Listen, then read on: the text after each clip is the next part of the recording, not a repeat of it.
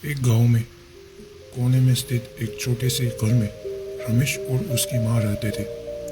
रमेश के पिता की मृत्यु हो चुकी थी और माँ घर के कामकाज और थोड़ी बहुत सिलाई करके घर का खर्च चलाती थी।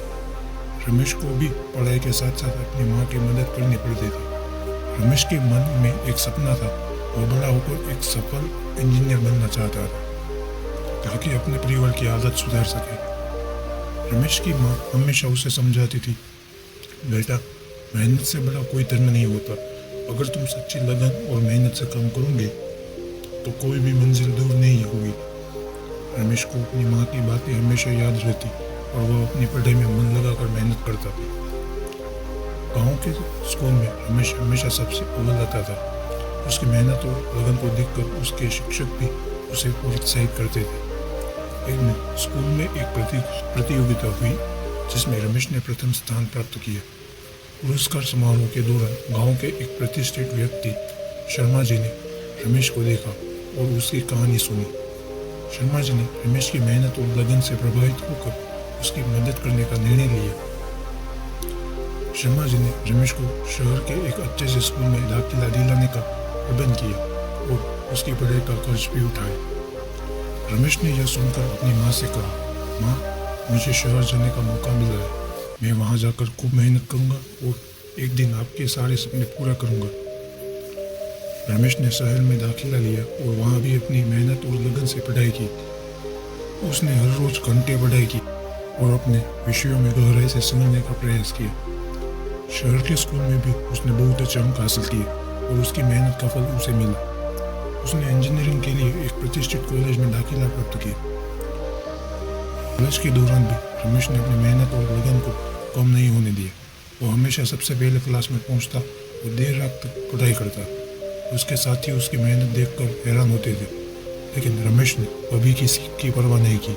उसने अपने लक्ष्य को हमेशा ध्यान में रखा और अपने सपनों को पूरा करने के लिए जी जान मेहनत करता रहा। कॉलेज के अंतिम वर्ष में रमेश ने एक बड़ी कंपनी में इंटर्नशिप की। वहाँ उसकी मेहनत और प्रतिभा को देखकर कंपनी के अधिकारियों ने उसे नौकरी का प्रस्ताव दिया। रमेश की मेहनत रंग लाई और उसने उस कंपनी में एक प्रतिष्ठित पद प्राप्त किया।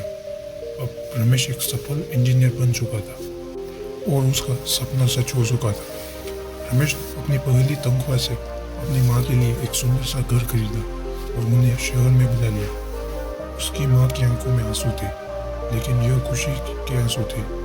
उन्होंने अपने बेटे की मेहनत और संघर्ष को देखा था और आज उसी मेहनत का फल उनके सामने था। रमेश ने अपनी सफलता का श्रेय अपनी माँ और उनकी सीख को दिया। उसने कहा, माँ अगर आपने मुझे मेहनत का महत्व नहीं सिखाया होता तो आज मैं यहाँ नहीं होता। आपने जो मुझे सिखाया वही मेरी सबसे बड़ी पूंजी है। रमेश ने अपने गांव को भी नहीं भूला। उसने गांव में एक स्कूल और एक कंप्यूटर सेंटर की स्थापना की ताकि गांव के बच्चों को भी अच्छी शिक्षा मिल सके और वे भी मेहनत का महत्व समझ सके। उसने अपने गांव के किसानों के लिए भी एक प्रोजेक्ट शुरू किया जिससे वे अपनी फसल को सीधा बाजार में बेच सके और उनकी आय बढ़ा सके। रमेश की कहानी ने गांव के हर व्यक्ति को प्रेरित किया। लोग अब अपने बच्चों को रमेश की तरह मेहनत करने के लिए प्रेरित करने लगे। रमेश की मेहनत और उसकी सफलता ने सभी को यह सिखाया कि मेहनत का फल हमेशा मीठा होता है और सच्ची मेहनत कभी व्यर्थ नहीं जाती। इस प्रकार रमेश ने न केवल अपने जीवन को सफल बनाया बल्कि अपने परिवार और गांव के लोगों को भी एक नई दिशा दी। उसकी कहानी से यह साबित कर दिया कि मेहनत और लगन से किया गया कोई भी काम कभी बेकार नहीं जाता और मेहनत का महत्व जीवन में सबसे बड़ा होता है।